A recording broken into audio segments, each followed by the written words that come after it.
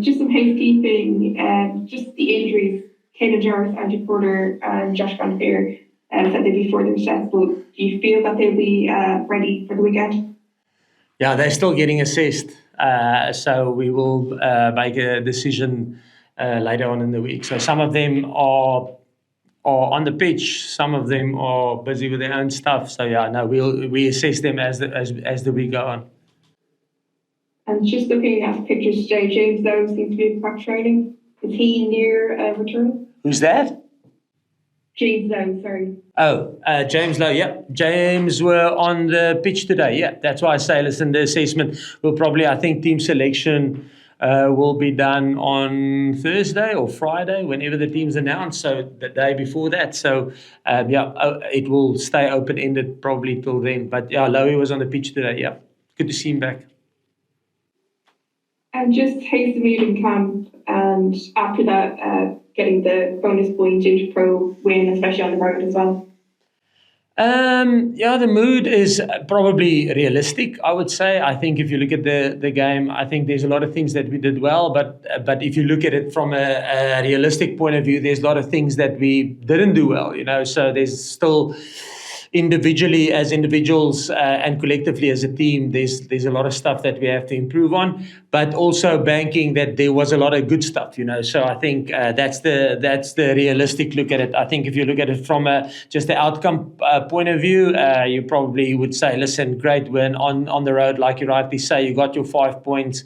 Didn't give Ulster a point, which was good. If you look how condensed the log is, so that is a good outcome for us. But I think if you look at it from a realistic point of view, like we did this morning in our review, we know that it was far from perfect.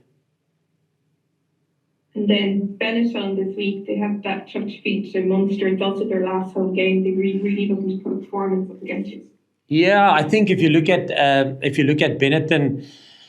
Probably majority of the Italian team and some really good ball carriers and big men. I think if you look at they're tough. They're a tough team. If you look at the performances of Italy in the Six Nations, which is the majority of them. So yeah, very much looking forward to a challenge. I think it will be a great challenge for us. It will be a great challenge for us for Leinster. They one of the teams that have the most line breaks, tackle breaks. They've got big boys. Yeah, so it will be a lucky challenge for us. And then certainly from outside a fan's perspective and maybe punter perspective, everything seems to be kind of falling in place for Leinster at this point in the season, after maybe a few ups and downs through the season. So do you feel that from inside the camp? No, I would say, listen, like everybody is talking, I know things are falling into place. I think that, like I said now, if you look at it realistically, at the performance this weekend against Ulster, I think and you cut the emotion of the win and the result out of the way, I think the reality is that it was far from perfect, and it could have gone the other way, So, for us, I got the question a little bit earlier. Is, listen, are you guys peaking? I don't think we're peaking. I think we're working as hard as we can individually and as a collective, like I've mentioned now, collective through the whole squad, and individually players trying to improve their individual fundamentals, rugby fundamentals. I think that's the thing we are trying to do, obviously, hopefully, as the season goes on, you will get better and improve. So, is that peaking? I don't see it as peaking. I see it as, listen, we are working to get better individually and collectively, and hopefully we are getting better. So I won't say it's peaking and trying to peak or anything. We just try and improve as much as we can.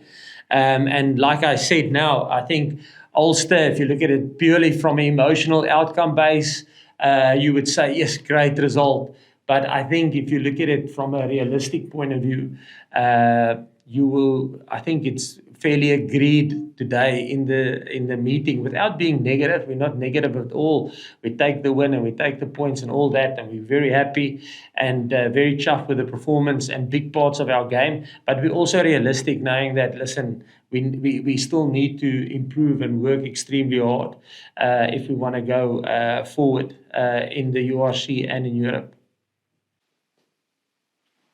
And then just looking, how pleasing was it to see Sam Prendergast get the man or player of the match performance on Saturday or Friday? Yeah, I think I want to probably stay clear of just looking at Sam, because I think if you look at a guy like James Collane, who haven't had a lot of opportunity in the last couple of weeks, there's a couple of them, Jimmy, Robbie, James, Sam. I mean, they didn't have a lot of opportunity in the last couple of weeks, so I'm pleasing for all of them. They really put their hand up and perform. And I'm probably a guy like Alex Soroka. I mean, he hasn't been involved for quite some time, so I don't want to because if you talk about Sam, you have to talk about them as well, because they put in some really solid performances.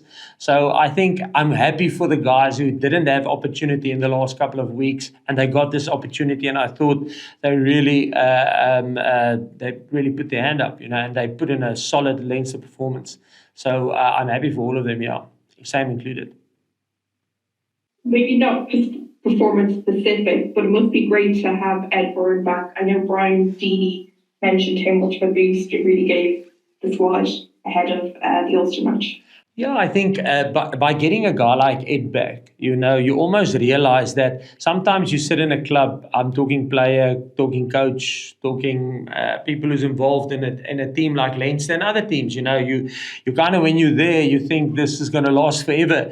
But the reality is that there is going to be a time that you will not be part of that, so it almost amplifies the fact that when you are within a club or within a team, you have to make the most of the opportunities you have within that club. And I'm not just talking rugby opportunities. I'm talking off-field, connecting with people, having good times with mates, because that's what it's ultimately probably about, And Ed is such is a classic example of that. Ed played over 100 games for Leinster. He's a true Leinster man, through and through.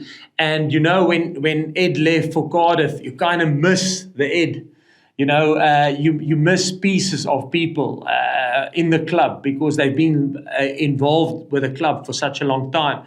So it almost highlights that nothing is forever, and the only truth is that things will change. That's the only given. Is, listen, this club, this team, this group of senior players is going to change. That's a given.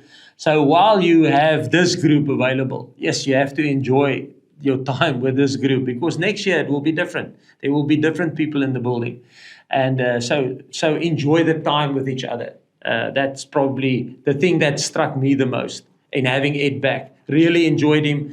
He left or he went to Cardiff after a year that I've been here. So I can't talk for other people, but for me, having Ed back, and that personality and is awesome, And I'm happy that I have another couple of weeks with Ed, which due to injury we're having now again. Yeah.